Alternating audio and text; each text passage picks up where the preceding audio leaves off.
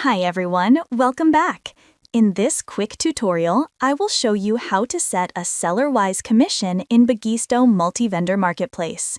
First, log in to the admin panel by clicking on the Visit Admin panel. Once the admin panel is open, go to Marketplace, Sellers, and select the seller to whom you want to apply a custom rate by clicking on the Edit icon. Scroll down to the Commission Settings section. Here, you will find the Commission Settings toggle button. Enable it, enter the commission percentage, set the minimum order amount, add the Google Analytics ID, select the product type, and then click on the Save Seller button.